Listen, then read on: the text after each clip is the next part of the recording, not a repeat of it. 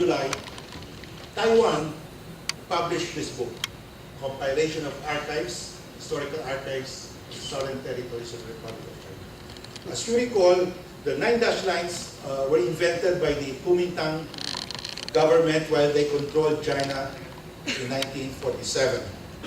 They fled mainland China in 1949. They carried with them the historical records of the 9-dash lines and all other records. You can find all their cultural artifacts in Taipei. So, the government of Ma, President Ma, Kuomintang Party, constituted a panel of experts to go over all the historical records, thousands and thousands of records of China on the 9-dash lines, to get the most important so that they will justify the 9-dash lines. And they published this. And the book, Taiwan sent it to the tribunal. The members of the tribunal saw it and asked the Philippines to comment on the book. And so we submitted our comment. We said, of the tens of thousands of historical records reviewed by the experts who compiled the archives, not a single document could be identified asserting China's claim to the South China Sea before 1907. Not a single document before 1907. President Ma wrote in the preface of the book that China's sovereignty over the South China Sea islands dates only to the early 20th century, 1935 to be exact, with the publication of the map of South Sea islands and maritime features. The claim of sovereignty refers only to islands and their territorial sea. The claim did not extend to the entire South China Sea. The book contains a timeline of key events that summarizes China's historic evidence in support of its historic rights claim. The chronology of events starts in 1907. The events in the timeline from 1907 to 1935 refer to China's claims to the Pratas and the Paracels, not to the Spratlys. Chinese claims to the Spratlys started only in 1935. So this is the book, the timeline of key events. It starts in 1907. It's very recent. Now, in its position paper in the tribunal, China submitted this position paper last 2014 December, and China made this incredulous claim. Chinese activities in the South China Sea date back to over 2,000 years ago. China was the first country to discover, name, explore, and exploit the resources of the South China Sea, and the first to continuously exercise sovereign powers over them.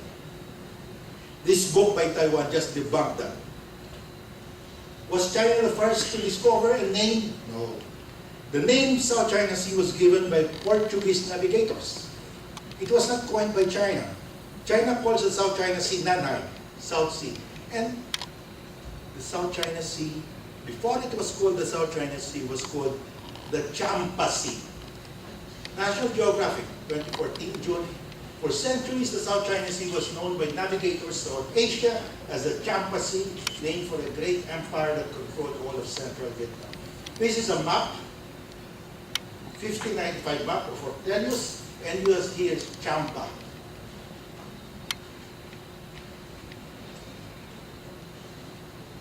Champa is named after the kingdom of the Champs. The Champs were seafaring people. They had an outrigger, they have a sailboat like our barangay. And they spoke a language that was derived from the Austronesian language. Tagalog is derived from the Austronesian language. And from the 2nd century to the 12th, 17th century, the Champa Empire was a power in the South China Sea. That's why navigators call the South China Sea the Champa Sea. This is one of the ruins in central Vietnam. Not as big as Angkor Wat, but comparable in design. So it is a powerful kingdom. And the Champs were believed to have migrated from Borneo to central Vietnam. there's still a question whether they were actually Austronesians, although their language is derived from Austronesian. So DNA is being taken now to connect them to the Austronesian people. But they are very close to the Austronesians. In the Constitution of Malaysia, it says there, if you are a Cham, you have a right to a Malaysian nationality. You are considered a Bumi, a native of Malaysia. Very close cultural, historical, political links to Malaysia. The South China Sea dispute, according to the declaration, should be resolved in accordance with universally recognized principles of international law, including the 1982 UN Convention on the Law of the Sea, or UNCLOS. So we filed the case, because it says, settle the dispute in accordance with UNCLOS. We filed. When we filed, China said, wait a minute, the dispute should be resolved in accordance with historical facts and international law. They changed the parameters, because they know we will win if it is based on international law. They said, historical facts. They thought they were ahead of us. But we are game, so we look at the official and unofficial maps of China from 1136 during the Song Dynasty until the end of the Qing Dynasty in 1912. And they show that the southernmost territory of China has always been Hainan. You see it in the exhibit. And the official and unofficial maps of the Philippines from 1636 until 1933 show that Scarborough Shoal has always been part of the Philippines. Let's go to the maps. This is the oldest map of China that anyone can find. 1136. It's called China and the Barbarian Countries. It still exists today. Why? Because it is engraved in stone. You can still see this in the Museum of Stone Steels in Xi'an, China. It's still there, and it shows Hainan as the southernmost territory of China. Song Dynasty, 1136. I have so many maps, you can see it. And we go to the last dynasty, the Qing Dynasty. It ended in 1912. This is the last official map of the Qing Dynasty that I could find, 1896. It's entitled The Qing Empire's Complete Map of All Provinces. And Guangdong is one of the provinces, and Hainan is there. Hainan has always been part of Guangdong province throughout the dynasties. It became a separate province only in 1888. So from the Song to the Qing, almost a millennium, the southernmost territory of China has always been Hainan, and that's documented, official maps of China, and there are no maps of China showing that they had territories outside of Hainan. So, if you superimpose the map of the Qing was the largest expansion of China as an empire. It included Tibet, it included Xinjiang, Inner Mongolia, and even Formosa. That's it. So all the dynasties, nothing here in the South China Sea. Now, how about the Philippines? We have the 1734 Murillo map. Father Murillo Velarde is called the mother of all Philippine maps. Murillo Velarde was a Jesuit priest. He had two Filipino assistants, Nicolas de la Cruz Bagay, who engraved this. This was engraved in copper plates, and this was drawn by another Filipino, Francisco Suarez, and printed in Manila. This is a Philippine map. And it shows Panakot. Panakot is Scarborough Shoal. But it's called Panakot. Why? Danger. Because if you are a captain of a ship and you don't know where it is, your ship will hit the rocks, and that's exactly what happened to a British sea clipper ship called Scarborough. It hit the rocks, ran aground in Scarborough, and that's why European cartographers call it Scarborough Shoal. So 1734, we already put it as part of Philippine territory. And Los Baos de Paragua. Paragua was the old name of Palawan, Spanish name of Palawan. Los Baos is a Spanish term for shoals. The shoals of Palawan. What are the shoals of Palawan? That's the Spratlys. So this map shows, in one map, we have Scarborough Shoal as part of the Philippines, Spratlys as part of the Philippines. There is no other map from Vietnam or China showing that Scarborough or Spratlys or both are part of their territories. No other map from either China or Vietnam. And it's not even the oldest map. There is an older map, 1695 Coronelli map of Southeast Asia. Who is Coronelli? Coronelli is a Franciscan. He became later the Father General. The Franciscans arrived in the Philippines in 1578, and you know, the religious orders would send reports to the Vatican. What are the new towns, the new islands, maps, etc. So Father Coronelli, map maker, got all of this, and he drew maps. And you can see that he drew lines around the Philippines, around the Dutch Indies. And what does it show here? It's Palawan, Spratlys. He placed the Spratlys within the Philippine territory, 1695. And I have older maps, 1619, showing that Spratlys were considered part of the Philippines. So we all go all the way back, but it's only in the map of Father Murillo Velázquez that these Spratlys were given a name. The first time that the Spratlys were ever given a name was in the map of Father Murillo Velázquez, the same as Scarborough Shoal.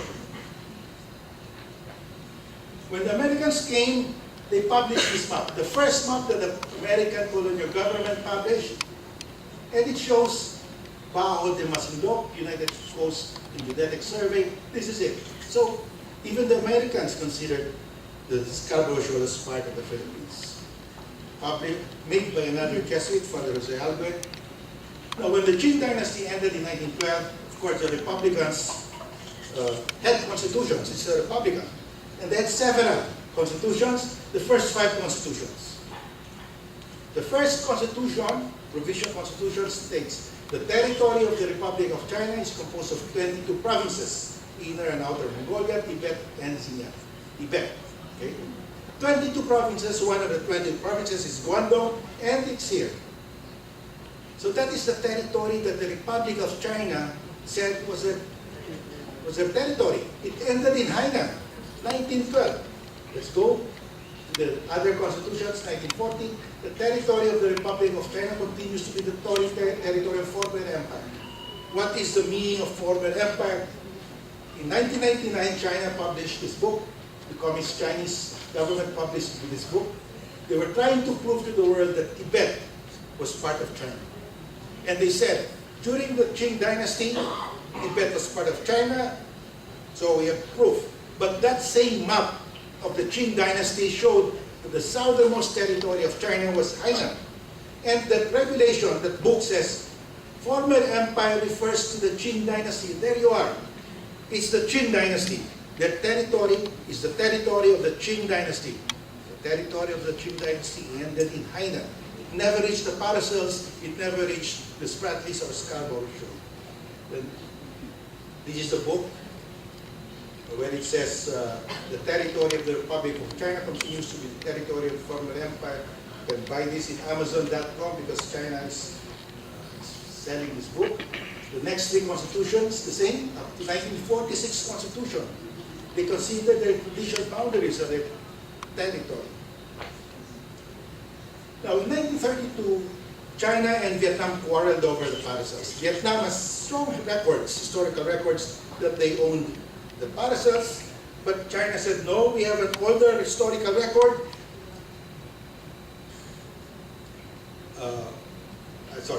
In 1932, the French occupied the Paracels, and the Chinese protested. It sent a note verbal to the French government, and this is the note verbal by the Chinese embassy in France to the French ministry. This is it. And it says, these groups lie 145 nautical miles from Hainan and form the southernmost part of Chinese territory. In other words, when the French seized the Paracels, China objected, protested, and said, that's Chinese territory. That is the southernmost part of Chinese territory. Southernmost part. If that were the southernmost part of Chinese territory, then Chinese territory never reached Scarborough Shoal or the Spratlys. So even if there it is. It's only up to there. According to the Chinese government in 1932, this is the southernmost part of Chinese territory, so it never reached the Spratlys or the Paracels. Now, 1933, China published this map, And you can see already, remember, all the maps of China showed only Hainan. This 1933 map already included the Paracels. That was the start of the creeping invasion, cartographic invasion. Now, in 1980s, China and Vietnam quarreled over the Paracels. You know, Vietnam has good historical records on the Paracels. But China said, no, we have even an older proof that we own the Paracels. China said, Wu Sujing visited the Paracels in 1279 and put up an astronomical observatory there. So, who is Wu Sujing? Well, this is the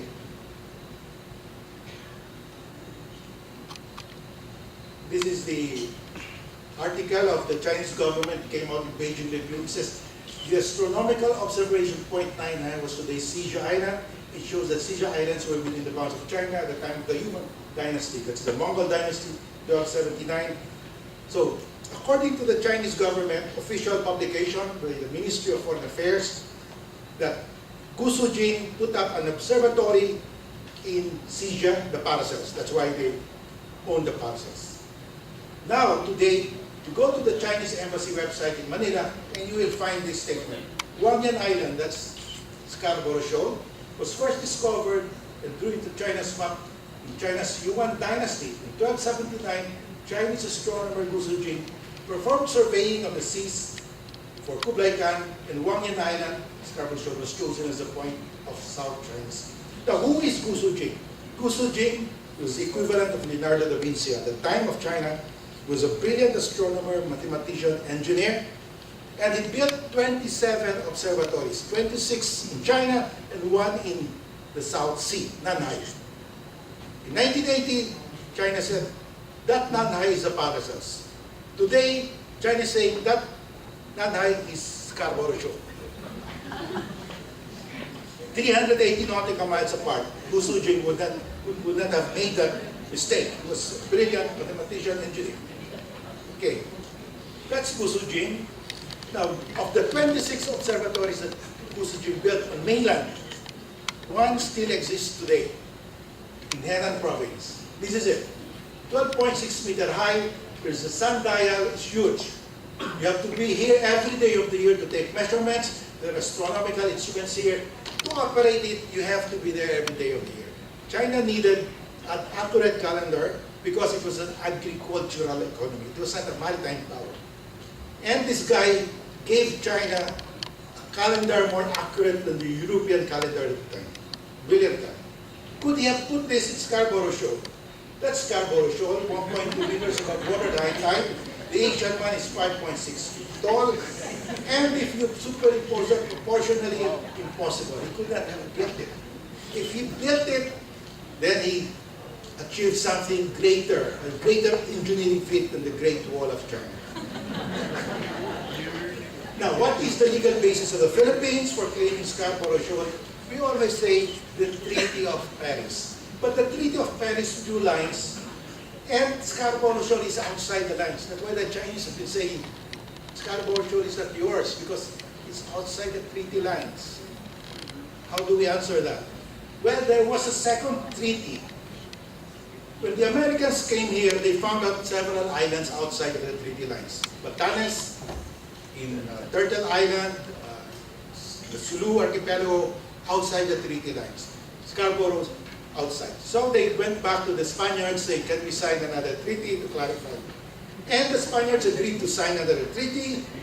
They were paid $100,000 on top of the $20 million for the first treaty. And that treaty says Spain clarified that it had relinquished to the U.S. all title and claim of title which Spain may have had at the time of the conclusion of the Treaty of Peace of Paris to any and all islands belonging to the Philippine Archipelago lying outside the lines of the treaty. Everything outside of the lines, sa inyo na rin. That's the meaning of the Treaty of Washington. But this is a little-known treaty. Whenever we are asked, we always say Treaty of Paris. So you go to the Treaty of Paris, Scarborough Shoal is outside. Now, in 1938, the Commonwealth government, manned by Filipinos, well, they were worried, the Filipinos at the time were worried that somebody, some other country might claim Scarborough Shoal. So they decided to put up a lighthouse. But they had to ask the U.S. authorities whether that is part of Philippine territory. So the U.S. The U.S. Secretary of State wrote this memo. Because of the absence of other claims, the shoal should be regarded as included among the islands ceded to the U.S. by the Spanish-American Treaty of November 7, 1900, Treaty of Washington. In the absence of evidence of a superior claim to Scarborough Shoal by any other government, the Department of State will interpose no objection to the proposal of the Commonwealth government to study the possibilities of the shoal as an aid to air and ocean navigation. Very far-sighted government officials at the time. They realized it could be claimed. So they wanted to put up a lighthouse. That's how far-sighted they are. But now we even forget about all of these records. That's why we were not able to tell the Americans that when the Chinese seized mischief Scarborough Shoal in 2012, we did not tell them that's part of Philippine territory. We were showed only the Treaty of Paris. Now, from 1960s to 1980s, Scarborough Shoal was used by the American and Philippine military as an impact range, a gunnery range. We dropped bombs there. We fired shells there, missiles there. Nobody protested. And we sent notices to mariners. When you do that, you send a notice to mariners through the International Maritime Organization, which takes care of distributing it to maritime countries. And China never protested. This is an example of a Philippine Navy notice to mariners. Bombing and gunnery exercise using live ammo will take place. This is the area, Scarborough Shoal. This is a notice by the Bureau of Coast and Geodetic Survey of the U.S., notice to mariners, navigation warnings to all mariners, missile firing ranges, Scarborough Shoal area. We notified the world for 3 decades. Not a single country protested. Now, last 2014, Taiwan made that exhibit of historical records of the South China Sea, and the guest speaker was President Ma. He belongs to the Kuomintang government, and he made a statement that the claim, the 9-dash line claim, was limited only to the islands and their adjacently nautical mile territorial sea. President Ma unequivocally stated that there were no other so-called claims to sea regions. President Ma said, we never claimed the entire sea, we claim only the islands within the 9-dash line. This now is a schism. Taiwan and mainland China have different interpretations now of the 9-dash line. Taiwan's interpretation is aligned with UNCLOS. I have no objection to this because any country can claim, it's subject to proof. But you cannot claim the entire sea. And President Ma said, we are not claiming the entire sea. We are claiming only the island and its territorial sea. 3 nautical miles before, it's now 12. Why did Ma say that? He was interviewed last October 2014 by New York Times. And it turns out that President Ma was a lawyer. Not only that, he took up law of the sea, specialized in law of the sea, and earned his PhD in law of the sea from Harvard University. And in that interview he said, there is a basic principle in the law of the sea, the land dominates the sea. Marine claims begin with land. Marine claims begin with land. In other words, President Ma is saying, any maritime claim you make must start from land. You must have land before you can claim sea. Marine claims begin with land. The 9-dash lines don't begin with land. James Shoal, so far away. That's why this one killed the 9-dash lines of China. If you look at the 9-dash lines, it's not measured from land, it is not based from land. China refuses to explain from where they drew that. But Ma stated a fundamental rule in the law of the sea. Marine claims begin with land. You cannot claim maritime space unless you have land. In Palawan, we have land, so we can claim. In Luzon, we have land, we can claim. China is so far away. Maximum you can claim, 350 nautical miles. Why do we quarrel over rocks like Scarborough Shoal. It's just 1.2 meters above water. Why do we have to fight? Spend so much money in the arbitration. A rock above water high tide, as I said, is entitled to 12 nautical mile territorial sea. How big is that? 12 nautical mile territorial sea, that's the surface area is 155,000 hectares. That's twice as large, more than twice as large as Metro Manila. Metro Manila is only 63,000 hectares. So it's a very valuable maritime space. If you have 1 meter of rock, even 7 inches above water high tide, you are entitled to 12 nautical mile territorial sea. Very valuable, large area. In the Pacific Ocean, you have Okino Torishima. The Japanese call this, and this is just a very small rock. It's just 7 inches above water high tide. It's constantly being eroded. So Japan had to build the seawall and rocks, spent $600 million to fortify 3 rocks. Because the moment the rocks are eroded and are submerged below the surface of the water, then there is no more territorial sea. They lose that huge space. So we have to fight for every inch of rock above water high tide. Very valuable. Why is it important to apply UNCLOS to the South China Sea dispute? Because without UNCLOS, there will be no rule of law in the South China Sea.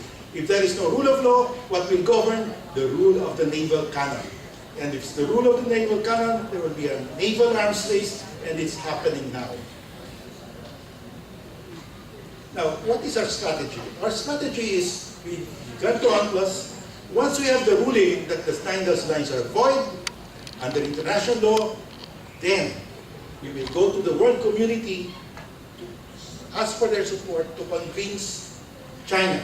You know, it's difficult to convince China because all the generals, admirals, bureaucrats, diplomats of China grew up being taught from grade 1 to college that they own the South China Sea. It's embedded in their DNA. How do you change that? We have to get a ruling from an impartial tribunal created by a convention to which China is ratified, and we have to ask the world to support us. And we have started. The ASEAN-US Special Leaders Summit at Sundance, California recently stated that the key principle was reaffirmed: full respect for legal processes. You know, ASEAN is very, very subtle because they don't want to offend China, but it says full respect for legal process. That means abide by the ruling. Whatever is the ruling, China must comply. European Parliament resolution of last December, it stated, the EU Parliament considers it regrettable that China refused to acknowledge the jurisdiction of UNCLOS, urges China to reconsider its stance and calls on all the parties, including China, to respect the eventual decision of UNCLOS. It calls on China to respect the eventual decision. This has been our strategy. We've been asking these countries to come out with statements that the 2 parties to the arbitration must respect the ruling. Group of 7, Canada, France, Germany, Italy, Japan, UK, and US, last April 2015, they made a declaration. We call on the states to fully implement any decision rendered by the relevant courts and tribunals which are binding on them. So there is this growing clamor. Australia and India also issued statements that this dispute should be resolved in accordance with UNCLOS, and the parties must abide by the ruling. So our hope is that once the ruling comes out, we ask the world to back us up and educate the Chinese people that this is international law. There is no historical basis for your 9-dash lines. And once the Chinese people will accept that, then the government will follow. The government will not do anything that the Chinese people do not understand. So, my last slide. This is a historic battle for the West Philippine Sea. The Philippines today is engaged in a historic battle. Whether you know it or not, we are engaged in a historic battle to defend over 531 square kilometers of our maritime space in the West Philippine Sea, larger than our total land area of 300,000 square kilometers. This huge maritime space is part of Philippine national territory because the Constitution defines the national territory to include the seabed, the subsoil, and other submarine areas over which the Philippines has jurisdiction, has sovereignty or jurisdiction. Anything where we have sovereignty or jurisdiction is part of our national territory, and under UNCLOS, the Philippines has jurisdiction over this huge maritime space. We have jurisdiction to exploit the natural resources of this maritime space. Can the Philippines prevent China from gobbling up this huge maritime space? All citizens of the Philippines, both government, personal, and private individuals, have a solemn duty to prevent the loss of this huge maritime space. It is a duty we owe to ourselves and to future generations of Filipinos. With that, I end my presentation. Thank you for your patience and time.